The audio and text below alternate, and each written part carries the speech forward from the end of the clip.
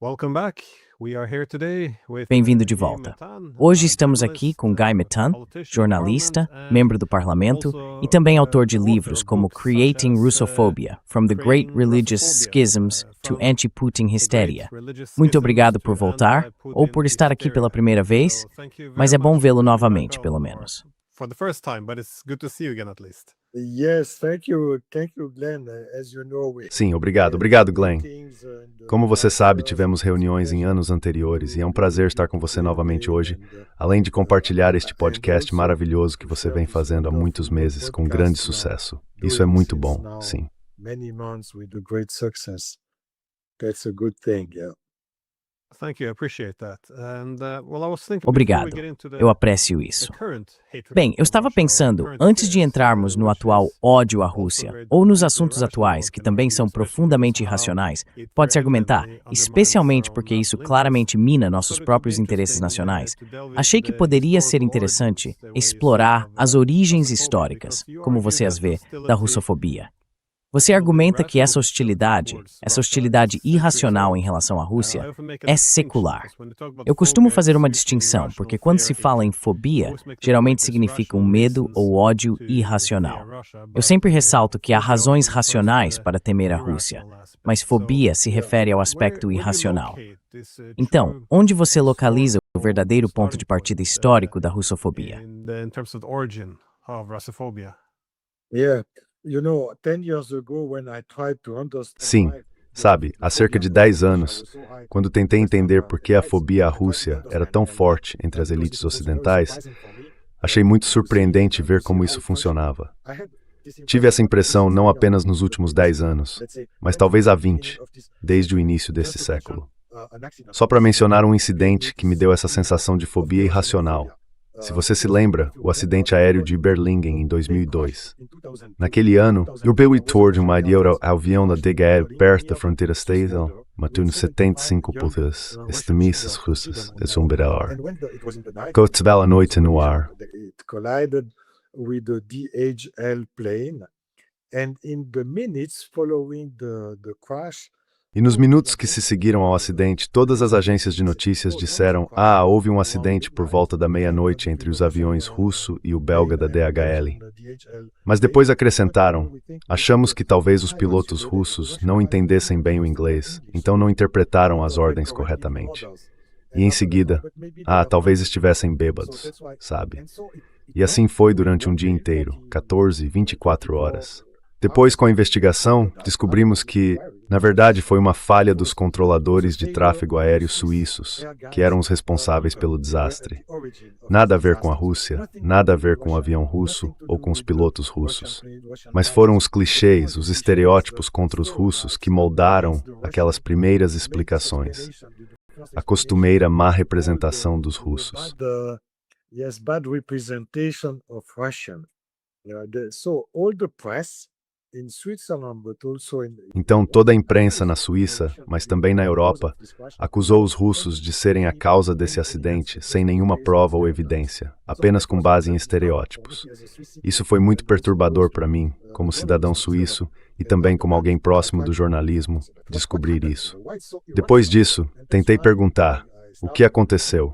Por que é tão irracional? E foi por isso que comecei a investigar mais a fundo. Descobri que as raízes desse tipo de fobia, até mesmo sua versão moderna, estavam baseadas em raízes religiosas muito antigas, o cisma entre as fés ortodoxa e católica no século XI. E ainda hoje podemos ver que essa divisão religiosa continua presente na Europa contemporânea. In our contemporary Europe. But, Mas como você vê isso evoluindo ao longo dos séculos? Porque isso se tornou um tema muito importante, especialmente na Grã-Bretanha, há cerca de 200 anos. E isso meio que volta ao que você também disse. Quase se transforma em um teste de lealdade. Todos precisam adotar esses estereótipos e continuar repetindo-os. O que as pessoas muitas vezes parecem pensar é que se você repete, então está do nosso lado. Se você contesta, então deve ser visto com desconfiança. Mas outra coisa constante é que isso sempre tende a prejudicar nossos próprios interesses. Porque, se algumas políticas hostis fossem baseadas em uma avaliação racional, seria uma coisa. Mas se não forem racionais, então, por definição, levam a políticas muito ruins. E políticas ruins, é claro, não servem aos nossos próprios interesses. Yeah, no, that's right, and that's Sim, não, está certo. E é por isso que essas origens religiosas são tão importantes. Porque podemos dizer que a religião pode fazer parte da razão, mas não é apenas racional. É algo além da razão pura. E só para voltar a essas origens religiosas, sabe, tudo começou com Carlos Magno, um antigo imperador, ainda no século IX. Então é algo muito antigo. Mas isso se tornou mais evidente depois do século X e até o cisma no século XI. Foi no ano de 1054, a divisão oficial entre os católicos ocidentais e os ortodoxos orientais. Eu não menciono as causas religiosas porque são complicadas demais para nós e não são o nosso foco hoje.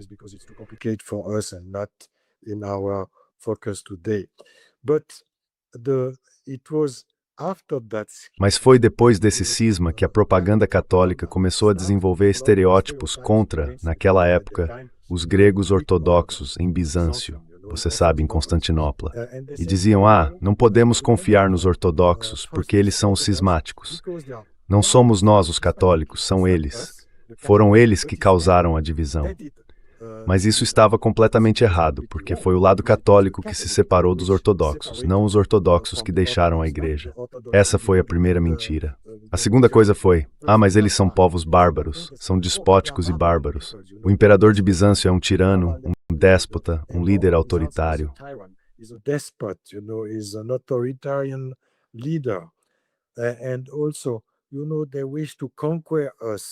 E também, sabe, eles queriam nos conquistar.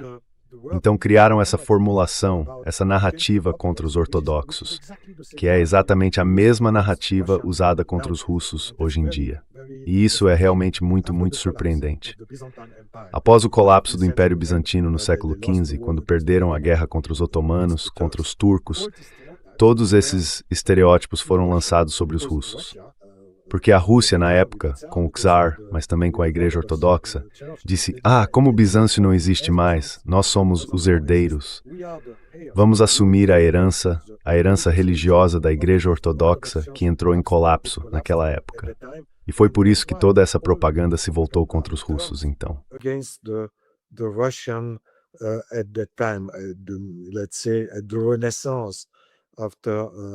Digamos que o Renascimento veio depois de 1453.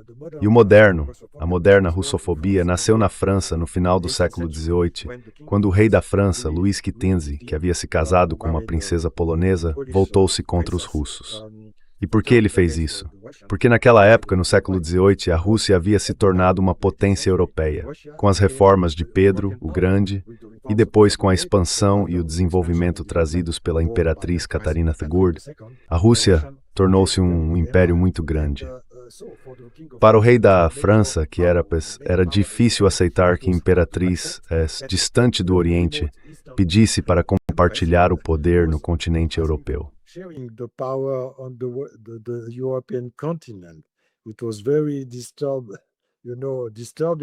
Foi muito perturbador para o rei da França ter esse rival, esse novo competidor. E foi por isso que ele desenvolveu seu aparato de propaganda. Na época era chamado de Gabinete Negro.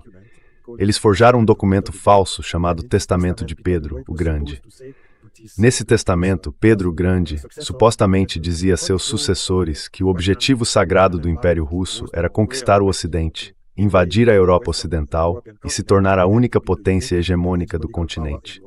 Let Stuxmates row with it all you forge has no drink contra Rus. Phobia against the Russian. Napoleon used that in 2018. Napoleão usou isso em 1812. Ele publicou esse documento falso pela primeira vez para justificar sua guerra preventiva contra o czar russo, Alexandre I.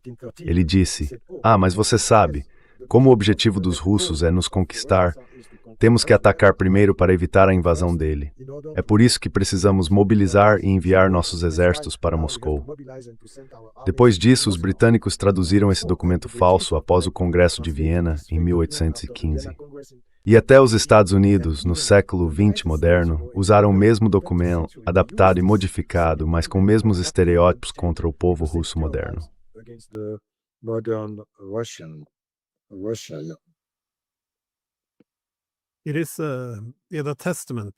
O Antigo Testamento é bastante fascinante. Porém, como você disse, ele foi usado muitas vezes. Mas também importa como foi usado. No final do século XVIII, os poloneses o utilizaram para argumentar que a segurança da França estava intrinsecamente ligada à da Polônia, porque toda a premissa era de que os russos sempre avançariam. Assim, se não fosse possível detê-los na Polônia, eles simplesmente marchariam adiante e toda a Europa cairia. Foi dessa forma também que ele foi citado quando Napoleão invadiu a Ucrânia. E mais tarde, quando franceses e britânicos invadiram a Crimeia, ele foi usado novamente. Exatamente a mesma coisa aconteceu com Hitler durante a Segunda Guerra Mundial. E Harry Truman o utilizou nos estágios iniciais da Guerra Fria. É interessante porque ele realmente tem duas funções.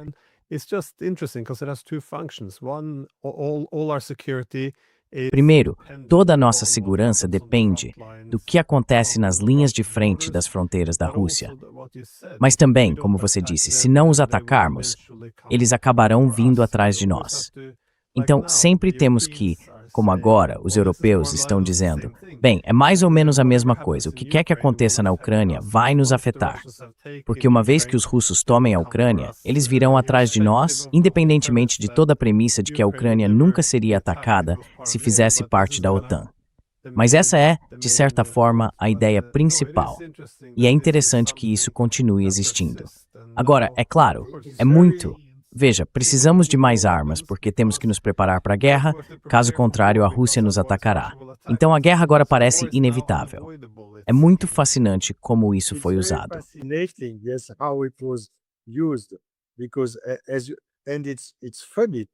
E é engraçado também, acho isso ridículo, porque se olharmos para a história, os russos nunca atacaram o resto da Europa, na verdade. Se você observar os fatos históricos, não, sabe, as narrativas erradas, a Rússia foi atacada primeiro pelos cavaleiros teutônicos no século XIII, no leste, por volta do que hoje é a Polônia, a Rússia e Kaliningrado, e assim por diante. Esse foi o primeiro ataque. O segundo foram os mongóis, a Horda Dourada também no século III. E depois disso vieram os poloneses. Os poloneses simplesmente esquecem que atacaram a Rússia, invadiram Moscou e a ocuparam nos séculos XVI e XVII, por volta de 1613. Eles nunca mencionam isso.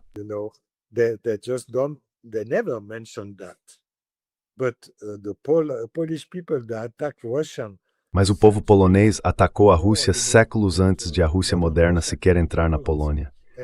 E depois disso houve Napoleão, os franceses, que invadiram a Suécia. Os suecos, seus vizinhos da Noruega, esses países também ocuparam partes da Rússia nos séculos XVII e XVIII, até serem derrotados por Pedro o Grande na Batalha de Poltava, sabe? E depois dos suecos vieram os franceses. Depois disso vieram os alemães. E também os britânicos e os franceses lutaram contra a Rússia na Primeira Guerra da Crimeia. Então houve invasões constantes vindas do Ocidente, uma do Oriente, dos mongóis, mas 6 invasões vindas do Ocidente e nenhuma da Rússia. A Rússia chegou a Paris uma vez, mas isso foi depois de Napoleão, porque a Rússia havia sido atacada por Napoleão. Foi uma reação, não uma decisão deles de ir.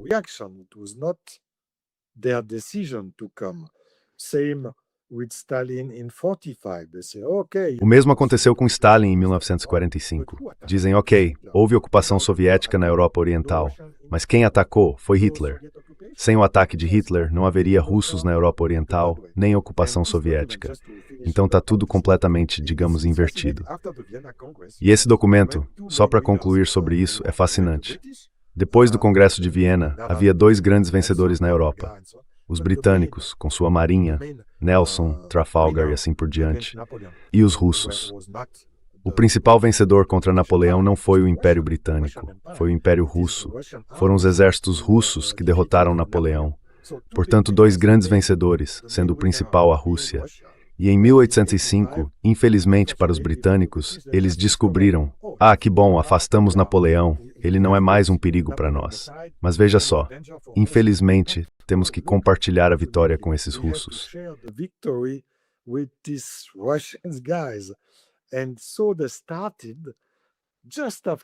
E assim eles começaram, logo após as guerras napoleônicas, a lutar contra os russos, porque não conseguiam aceitar compartilhar, digamos, o mundo com eles. Pegaram o Falso Testamento, traduziram para o inglês e o publicaram em livros e jornais. E por décadas, nas primeiras décadas do século XIX, houve uma crescente russofobia em Londres, nos círculos da elite, nas lideranças e na mídia.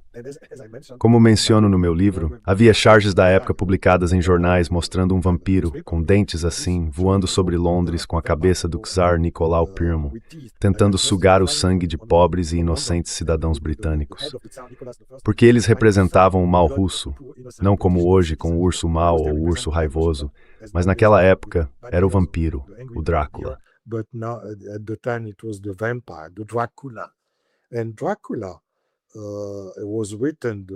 E Drácula foi escrito, o romance foi escrito por Bram Stoker, você sabe, um escritor imperialista britânico, com o objetivo de desacreditar os russos, porque na época aquela parte da Romênia estava ocupada pelo Império Russo. Assim, ele descreve Drácula como um símbolo dos aristocratas russos, tentando sugar o sangue do povo. É fascinante ver como a propaganda usava qualquer ferramenta com os mesmos, digamos, estereótipos que ainda são válidos hoje.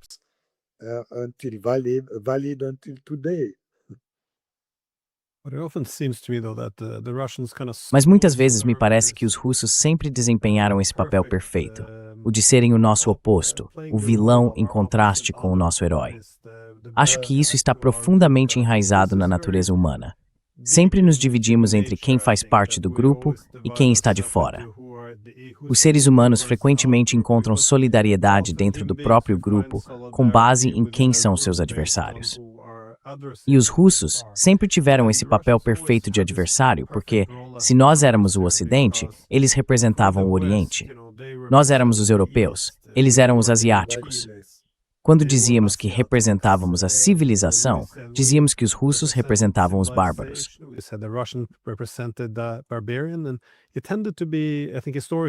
E isso tendia a ser, eu acho, historicamente muito focado em questões étnicas.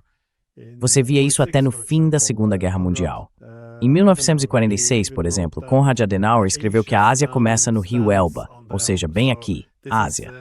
E até o general americano Patton, que todo americano conhece, escreveu que precisamos entender os russos, que devemos perceber que eles não são europeus, são asiáticos, e, portanto, não pensam como nós.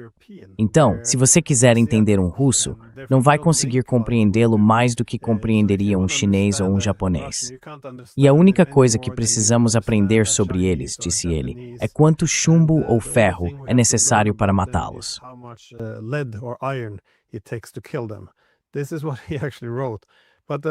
Foi isso que ele realmente escreveu. Mas o meu ponto é que depois da Segunda Guerra Mundial, por causa da Guerra Fria e do aspecto ideológico, passamos a uma divisão mais natural, nós contra eles, baseada na ideologia. Então dissemos, sabe, capitalistas contra comunistas, democracias contra autocracias, cristãos contra ateus. Mas na era pós-Guerra Fria, quando já não há tantas diferenças ideológicas, parece que a verdadeira divisão da Europa agora precisa ser vista como democracia liberal contra autoritarismo. Esse é o novo substituto para mocinhos contra vilões.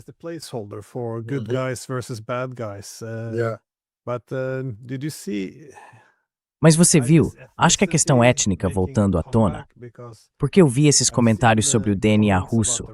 Acho que foi o Washington Post que disse algo como: agora que a Rússia está olhando para o leste, eles estão abraçando seu lado mongol interior, herdado da Horda Dourada. É assim que as pessoas falavam até o fim da Segunda Guerra Mundial. E isso meio que está voltando um pouco. E claro, acho que a guerra na Ucrânia contribuiu para isso. Porque na narrativa nacionalista ucraniana, a diferença entre ucranianos e russos é que os russos viveram sob domínio mongol por 2 séculos e meio. E é por isso que eles supostamente não seriam europeus de verdade, ao contrário dos ucranianos. Então isso acabou trazendo de volta a propaganda étnica para o debate.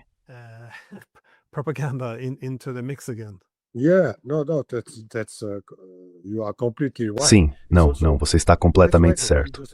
É por isso que as origens religiosas são tão importantes, porque na religião você pensa em termos de bem e mal, entende?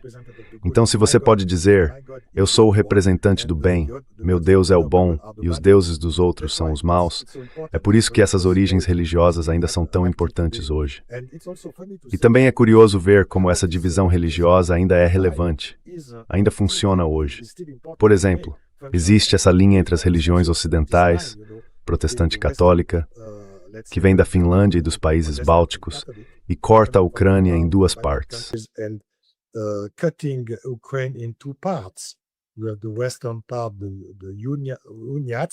Temos a parte ocidental, os uniatas, que estão ligados ao Papa Católico, e a parte oriental ligada a Moscou, à ortodoxia russa e por meio da Romênia. Isso ainda está ativo hoje. E essa forma de pensar, bem e mal, é a mesma coisa. Agora chamamos isso de democracia liberal, direitos humanos. Não é mais um conceito ou ideologia religiosa, mas um novo baseado no mesmo tipo de divisão. E todos os argumentos, autoritário, democrático, imperial, conquistador, livre mercado, livre expansão, livre economia, são o mesmo argumento, o mesmo tema. E isso é bastante fascinante. E por que a russofobia é tão eficaz? Porque é uma sobreposição de conceitos vindos da religião, de todas as religiões, e também, digamos, de uma ideologia laicista ou política profunda.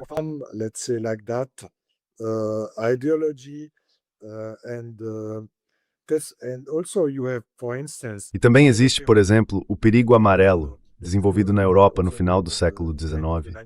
O perigo amarelo tinha o objetivo de mostrar como os asiáticos eram maus, como os chineses e também os japoneses representavam uma ameaça à cultura e à civilização europeias.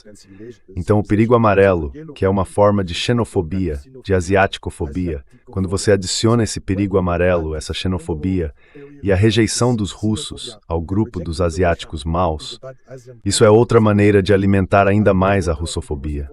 É por isso que isso é tão eficaz na propaganda ocidental.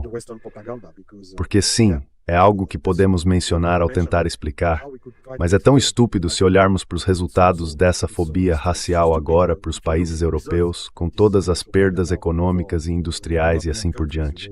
É por isso que é tão irracional, porque racionalmente não dá realmente para explicar.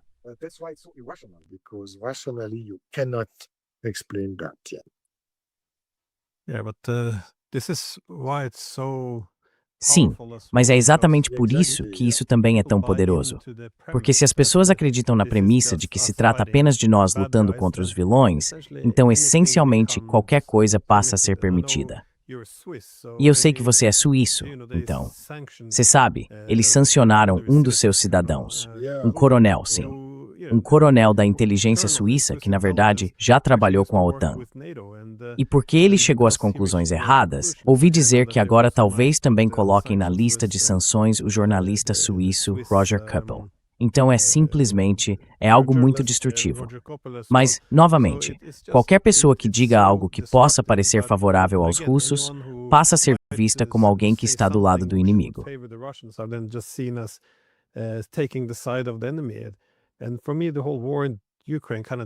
Para mim, toda a guerra na Ucrânia realmente demonstra isso, porque há tantas coisas que são indiscutíveis, não dá para contestar em termos de fatos. Por exemplo, o envolvimento dos países da OTAN na derrubada do governo da Ucrânia, tanto em 2004 quanto em 2014, não teve como objetivo promover a democracia, teve propósitos geopolíticos. Isso está bem comprovado. Sabemos que os Estados Unidos assumiram o controle de quase todos os mecanismos de governo na Ucrânia, também bem documentado. Sabemos que desde o primeiro dia, os Estados Unidos começaram a desenvolver o serviço de inteligência da Ucrânia do zero para transformá-lo em um intermediário. Eles ajudaram a reconstruir o exército de lá, o treinaram e o armaram.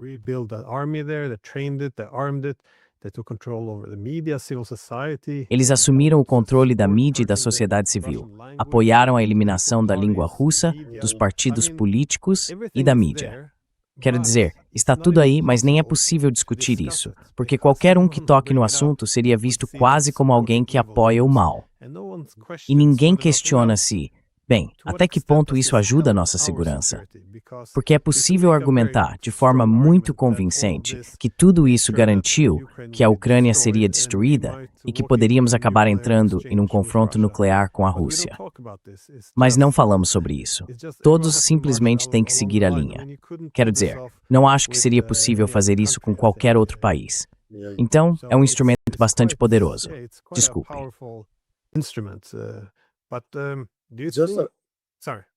Just an anecdote, I was last time Não, apenas uma anedota, sabe?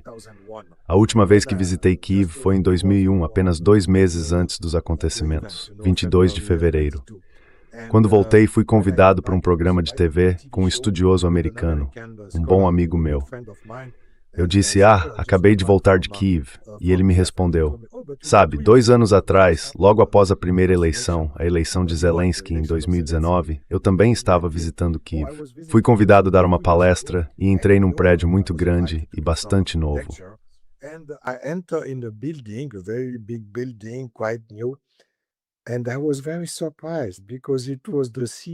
E eu fiquei muito surpreso, porque era o prédio da CIA em Kiev, sabe, com 200 ou 300 agentes da CIA trabalhando na Ucrânia, sim, para mudar o governo, para derrubar ou tentar desenvolver uma agenda ocidental.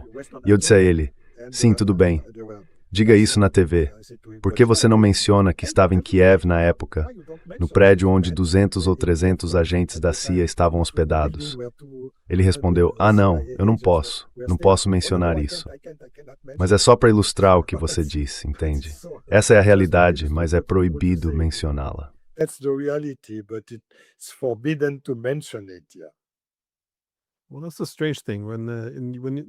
Bem, isso é algo estranho.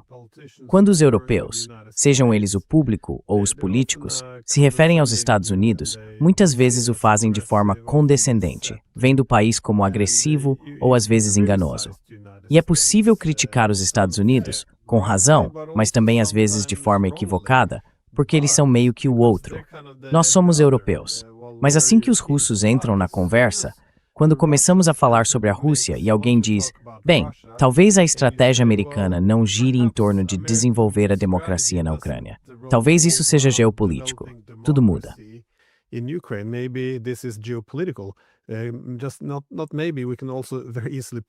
Não é talvez. Podemos provar muito facilmente que os serviços de inteligência dos Estados Unidos estão lá para desenvolver a Ucrânia como um intermediário contra os russos. De repente, isso quase se torna uma teoria da conspiração, porque agora os americanos fazem parte do Ocidente. Eles fazem parte de nós. Ao questionar os Estados Unidos, ou até mesmo sua retidão moral, você está essencialmente arranjando desculpas para a Rússia. É uma dinâmica fascinante, porque, de outro modo, se a Rússia não faz parte da conversa, você pode criticar os Estados Unidos. A maioria das pessoas faz isso. Mas assim que a Rússia entra em cena, todos os objetivos da América se tornam sagrados e virtuosos, e qualquer outra coisa é chamada de conspiração, na minha opinião.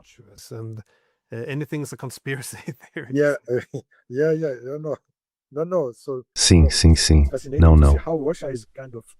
É fascinante ver como a Rússia é meio que um tabu, sabe, em todos os sentidos da palavra, na narrativa e na explicação ocidental, até mesmo na academia.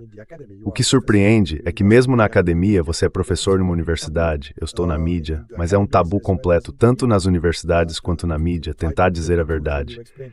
Quando você explica, por exemplo, que Victoria Nuland mencionou os 5 bilhões de dólares investidos, ela disse em dezembro de 2013, apenas 3 meses antes do golpe de Estado na Maidan, é possível encontrar isso nos arquivos do Congresso.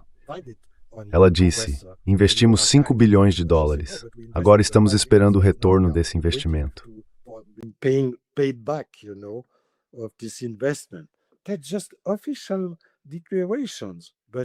Essas são apenas declarações oficiais, mas você não pode mencioná-las em nenhum meio de comunicação. E só para voltar a Jacques Bourg e as sanções contra Xavier Moreau, Jacques Bourg e Nathalie Young, outra ativista suíça, uma mulher de Camarões e da Suíça, ela tem dupla nacionalidade. Ela também foi sancionada pelo mesmo tipo de medida em maio ou junho deste ano. Houve também 2 jornalistas alemães, muito importantes, que foram sancionados no ano passado, na primeira rodada de sanções. Então eu só queria mencionar esses colegas também, para não esquecê-los, aliás. Mas o que é interessante agora é que sim, por um lado, bem, apenas 4 dias atrás, Thierry Breton, o ex-comissário francês, foi proibido de ir aos Estados Unidos. E você sabe disso.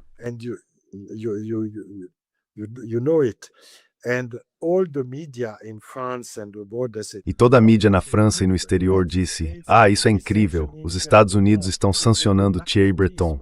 É um novo mecanismo. A liberdade de expressão não é mais permitida. E os Estados Unidos agora estão proibindo a livre expressão porque estão sancionando Thierry Breton. Então é completamente contraditório. Foi apenas uma semana depois de a União Europeia decidir sancionar Jacques Bourg, Xavier Morel e outros por causa da liberdade de expressão.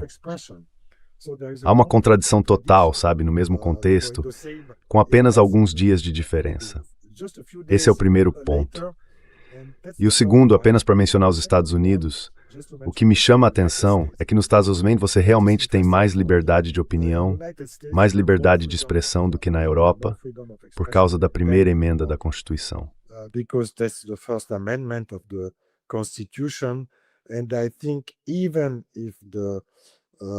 E eu acho que, mesmo que a luta política e ideológica seja muito intensa nos Estados Unidos, ainda existe esse tipo de liberdade reconhecida por todos os lados, digamos assim. Mas na Europa isso já não é mais o caso, como vimos com as sanções contra Jacques Bourg, Xavier Morel e outros acadêmicos russos. Quero dizer, podemos entender sanções contra figuras militares russas ou serviços secretos, isso pode ser compreensível, mas não contra acadêmicos. Contra estudiosos comuns tentando entender e explicar o mundo. Então esse autoritarismo europeu crescente é muito preocupante.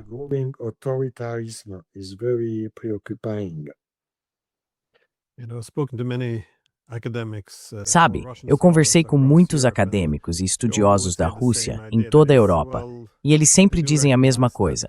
Ou seja, reconhecem que é impossível discutir, por exemplo, a guerra na Ucrânia sem falar sobre a expansão da OTAN.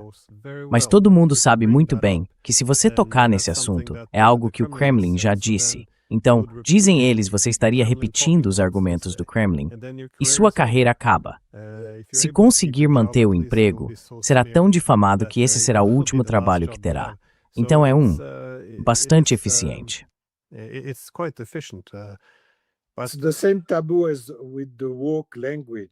É o mesmo tabu que existe com a linguagem woke, sabe?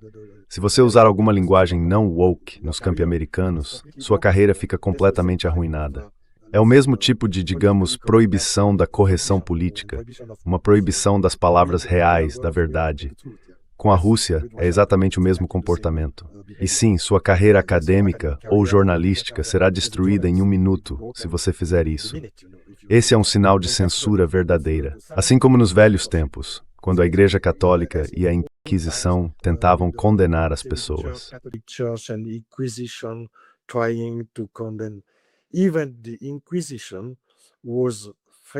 Até a Inquisição era mais justa, mais correta do que a censura atual da Igreja.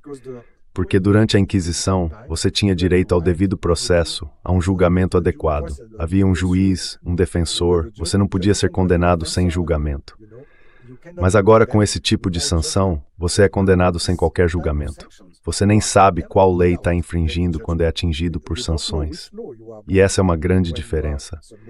Acho que nossa situação na Europa é, na verdade, pior do que nos antigos tempos inquisitoriais.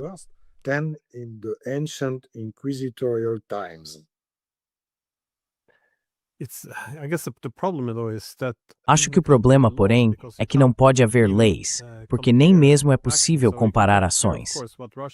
É claro que você pode comparar o que a Rússia fez com algo que o Ocidente fez. Por exemplo, quando se trata de confiscar bens e tudo mais, pode-se observar que não confiscamos um único McDonald's depois que os Estados Unidos invadiram o Iraque, ou em nenhuma das muitas guerras dos últimos 30 anos. Mas não dá para comparar, porque a suposição é, bem, se fomos nós que fizemos, este é o nosso lado. Então talvez tenhamos feito algo errado, mas fizemos pelas razões certas. A Rússia, na melhor das hipóteses, poderia fazer a coisa certa, mas faria pelas razões erradas. E isso acontece por causa do que você mencionou. O que o fundamentalismo ideológico implica é que não se trata do que você faz, mas de quem você é. É democracia, é liberdade.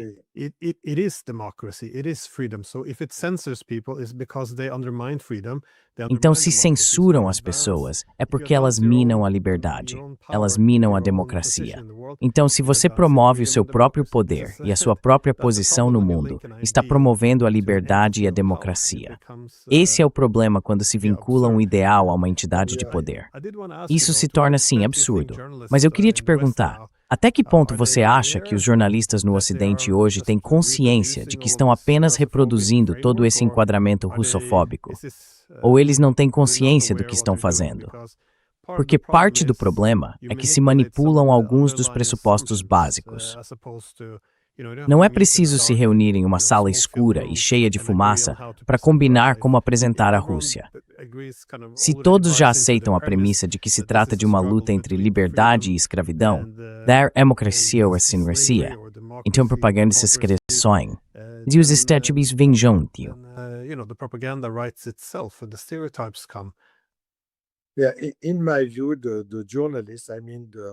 Na minha opinião, os jornalistas, bem, quero dizer, os jornalistas que atuam em relações internacionais, sabem o que estão fazendo. Eles tentam esconder isso, mas no fundo sabem. Sabem que estão ligados à OTAN, à ideologia atlantista e neoconservadora. Eles não são loucos, por assim dizer, e eu vi isso na minha própria experiência jornalística. Mas eles se tornaram tão próximos desse modo de pensar, digamos, do modo de pensar atlantista, que não percebem isso no dia a dia, embora na verdade percebam. Sabe, houve, acho que em 2014, um jornalista alemão, Udo Ufkott, que publicou um livro sobre jornalistas corruptos.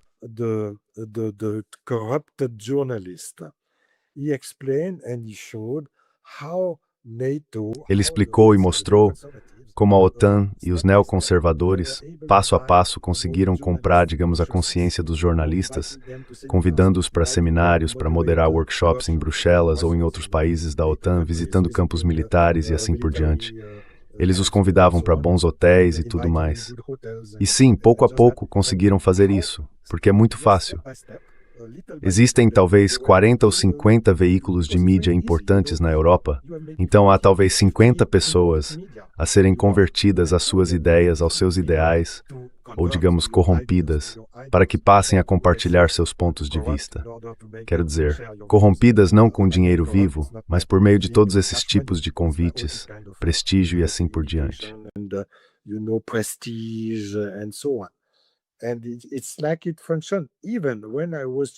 E foi como se tivesse funcionado.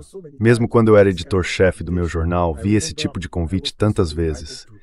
Lembro que fui pessoalmente convidado para a Iugoslávia durante as guerras iugoslavas, em 1993, em Sarajevo. Fomos convidados, cerca de 15 ou 18 editores-chefes franceses, diretores de TV, estrelas do jornalismo. Tudo foi pago, o convite veio da OTAN, oficialmente era da ONU na época, mas digamos que na prática era principalmente da OTAN. Tudo estava coberto, hotel, avião, tudo. E para quê?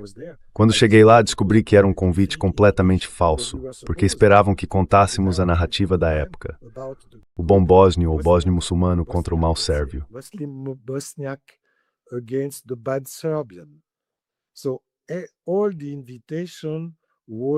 Então todo o convite foi feito e organizado para impulsionar essa narrativa e nos fazer compartilhá-la.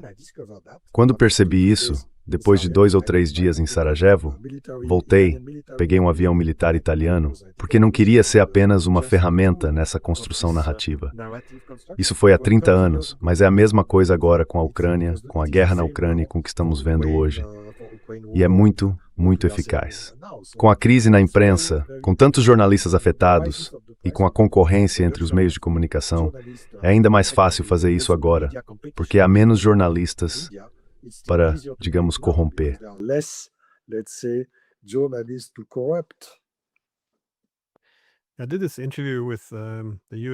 Eu fiz essa entrevista com o coronel norte-americano Lawrence Wilkerson.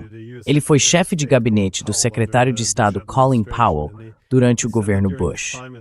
Ele disse que, durante o tempo em que esteve na Casa Branca, eles tinham quadros brancos listando políticos europeus, quem eles queriam promover e quem queriam, digamos, mandar para uma aposentadoria precoce, garantir que suas carreiras não prosperassem ou simplesmente se livrar deles. Depois que decidiam quais fariam o que Washington queria, curiosamente no topo da lista colocaram Jens Stoltenberg, um político norueguês que mais tarde seria escolhido, é claro, como secretário-geral da OTAN. Enfim, ele então comentou que eles simplesmente colocavam o plano em ação.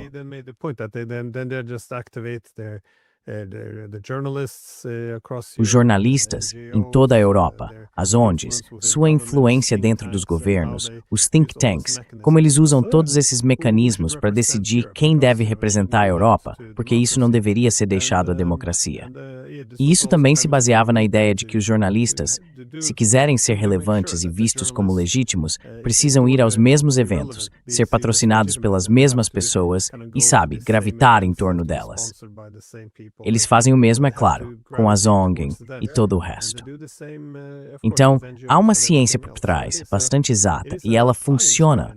E ele funciona de um grande exército, apenas de controle sobre o que as pessoas ouvem.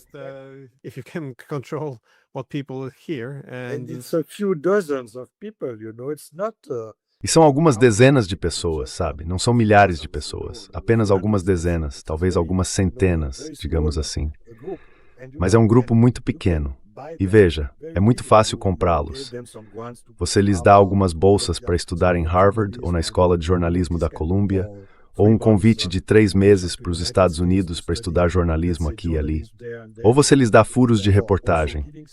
Eu conheço um jornalista suíço que recebeu, digamos, supostos furos diretamente de um agente da CIA na Embaixada dos Estados Unidos em Berna, algo como: você deveria investigar isso. Talvez seja um oligarca russo próximo de Putin fazendo algo errado. E eles entregam uma documentação com aparência oficial. E assim começa uma investigação.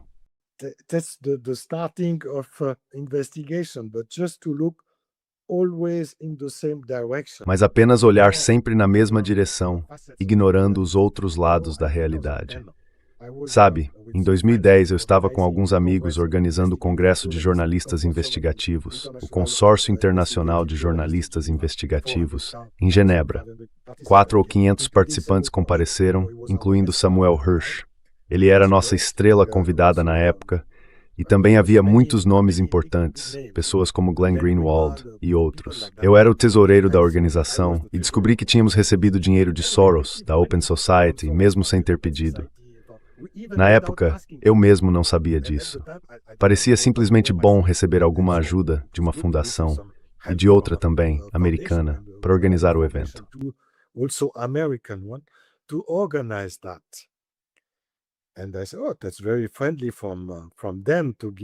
E eu disse, que gentileza deles oferecerem algum apoio, muito bom, fiquei feliz. Mas depois disso, sabe, um ano depois, descobri que todas essas empresas ligadas a Soros, a Open Society e outras, estavam colocando tanto dinheiro no consórcio que ele acabou completamente corrompido. Por quê? Porque com aquele dinheiro era bom para os jornalistas, mas eles conseguiam direcionar as pesquisas, as investigações, de maneiras que simplesmente correspondiam à agenda da OTAN atlantista. Por exemplo, os alvos eram russos, ou no Oriente Médio, ou iranianos, e assim por diante. Depois de 2 ou 3 anos, toda a organização, na minha opinião, se perdeu. E Seymour Hersh e Glenn Greenwald saíram dela. Seymour Hersh e Glenn Greenwald, they left it. In 2013, we were in Rio. Em 2013, estávamos no Rio. Foi o último ano em que eles vieram, porque também perceberam que esse dinheiro, aparentemente bom à primeira vista, na verdade estava corrompendo todo o sistema. E também você fala sobre ONGs. Uma ONG como a Bellingcat, por exemplo. A Bellingcat supostamente é uma ONG de jornalistas que desenvolvem OSINT, inteligência de fonte aberta, informação de fonte aberta. É isso que OSINT significa. E jornalistas, aeroespacialmente investigativos, gostam de dados de OSINT. Mas complaint tendencioso, é totalmente distorcido. But it's completely biased. It's completely distorted because with Bellingcat it's just closed. Porque com o Bellingcat há uma ligação muito próxima com o MI6 britânico, sabe, para moldar a narrativa da mídia. Na Inglaterra, existe o Government Communications Headquarters, o GCHQ, com cerca de 7.000 funcionários que coletam dados todos os dias e também moldam a narrativa. Depois disso, eles repassam essas informações para as agências de notícias, para a grande mídia. E é assim que funciona de fato. Não se trata apenas de um jornalista corrompido, é todo um sistema. E é por isso que é tão difícil, Luth. ONGs acadêmicos, serviços de inteligência, mídia e também os proprietários. Media and also the owners. I don't know the situation in your country, Norway. Eu não sei qual é a situação no seu país, a Noruega, mas na Suíça, quando comecei no jornalismo, havia talvez 100 jornais diários, um pouco menos de 100. Agora existem apenas 20 ou 25, e esses jornais pertencem, na verdade, a 4 pessoas, 4 bilionários. O mesmo acontece na França, vocês têm 5, 7 bilionários. Na Itália, a mesma coisa. E todos esses bilionários compartilham a mesma agenda, digamos, a mesma agenda neoconservadora ou atlantista. Então, se você tem todo esse ambiente, todo esse biotopo, digamos assim, que nos cerca, que cerca a imprensa, essa é a explicação para o que acontece e por que a grande mídia é tão distorcida e tendenciosa em relação à guerra na Ucrânia, e você sabe sobre a Rússia e assim por diante.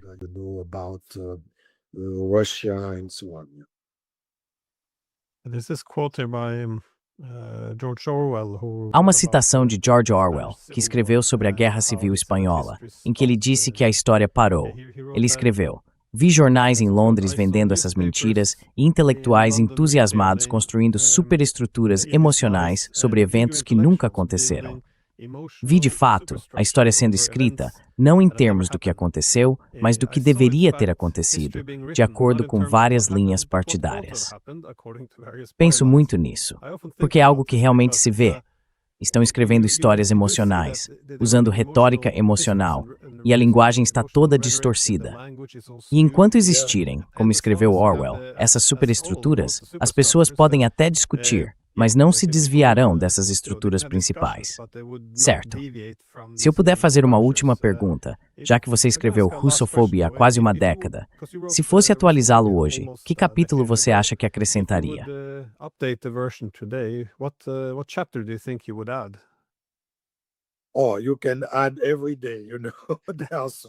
Ou você poderia acrescentar algo todos os dias, há tantas coisas para contar. A cada dia há um novo acontecimento que alimenta isso. Sim, essa russofobia, a russofobia contemporânea.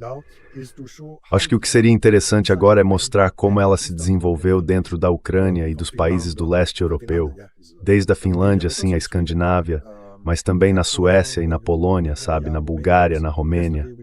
Ontem estive com um amigo romeno, também muito ativo na mídia, e ele me contou como, digamos, o golpe de Estado aconteceu nas eleições da Romênia no ano passado, com a destituição de Călin Georgescu e a escolha desse novo presidente, Nicosiu Danu. Ele acompanha os assuntos romenos desde Ceausescu e conhece todas as origens, conhece as pessoas pessoalmente.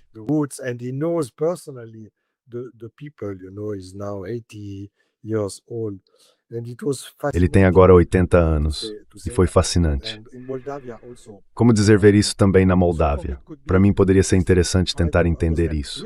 Temos uma explicação aparente, porque houve a ocupação soviética, que não foi muito agradável, tirânica na época, por mais de 40, 45 anos. E podemos explicar isso. Acho que podemos entender que o domínio soviético não foi muito agradável e havia algum ressentimento contra o povo soviético. Mas os soviéticos desapareceram agora. Agora existe uma nova Rússia. Por cerca de 10 anos, digamos, de 1990 a 2000, antes de Putin, se não gostamos de Putin, digamos antes de Putin, houve 10 anos sem domínio soviético, com democracia ou algum tipo de democracia na Rússia.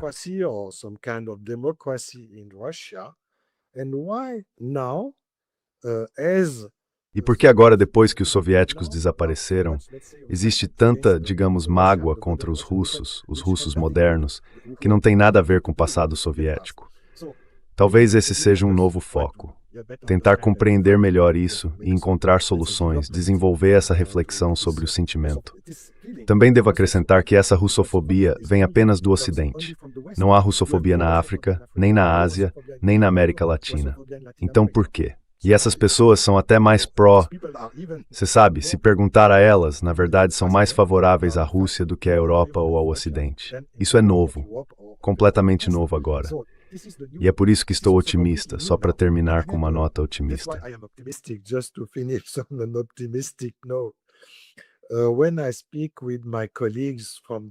Quando converso com meus colegas do Sul ou da China e assim por diante, para mim é algo muito, digamos, reconfortante. Isso me dá um pouco de coragem, porque às vezes podemos nos sentir muito sozinhos, muito isolados, sabe, nessa luta. Mas quando saímos da Europa e podemos compartilhar nossas opiniões com outros colegas, é muito encorajador ver como eles analisam, como veem o mundo de fora, com certa distância. E eles não têm, de forma alguma, a mesma visão da Rússia que temos agora em nosso continente europeu. Essa também é uma boa razão para o otimismo. E eu acho que esse ódio à Rússia, esse ódio, um dia se voltará contra os que odeiam. Não sei quando, mas tenho certeza de que isso acontecerá mais cedo ou mais tarde.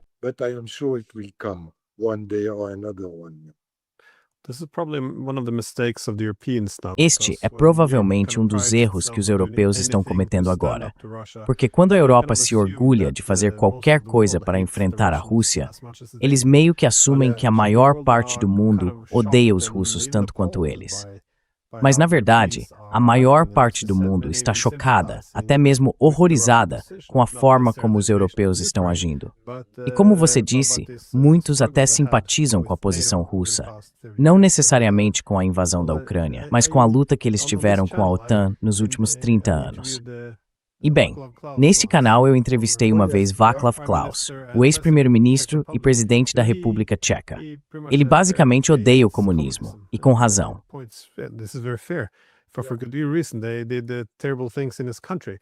Eles fizeram coisas terríveis no país dele. Mas ele disse uma vez uma frase que sempre achei brilhante, ligada à russofobia. Ele disse que conhecia muitas pessoas em seu país que odiavam tanto o comunismo que diziam: eu odeio tanto o comunismo que nem consigo ler Dostoiévski, sabe, o escritor que morreu em 1881. Pois é, mas esse é o ponto. Se eu fosse da Polônia ou da República Tcheca, também teria ressentimento contra o comunismo. Você pode até ter ódio pós-comunista e rancores históricos em relação à Rússia czarista. Mas ainda assim, o ponto central dessa frase, e o motivo pelo qual gosto dela, é que ela vai tão longe que mostra a irracionalidade disso. E quando você deixa de ser racional, não consegue mais defender seus próprios interesses.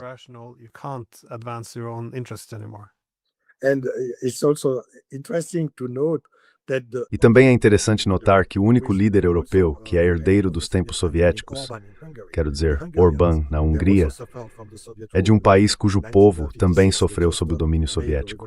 Em 1956, os húngaros fizeram uma revolução. Tentaram se livrar do controle soviético. Ou seja, eram muito antirrussos durante o regime soviético. Mas agora não são mais. É um contra-exemplo de como, digamos, um líder racional pode agir sem russofobia. Sendo um ex-antissoviético, mostra que isso é possível. Quero dizer, hoje na Europa Ocidental todo mundo desgosta de Orbán. Mas na verdade ele é o único líder que age de forma racional. Ele disse: aquilo foi o passado. Nós não gostávamos deles nos anos 50, 60, 70, mas agora acabou. Isso é passado. Vamos lidar com eles como lidamos com os outros, com outras nações, outros países. Então talvez também seja uma questão de otimismo.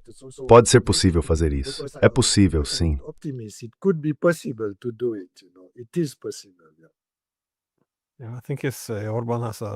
Acho que Orbán tem uma abordagem racional. Pelo menos quando ele fala, apresenta argumentos sólidos, não a mesma retórica emocional. Exatamente. É disso que precisamos agora na Europa.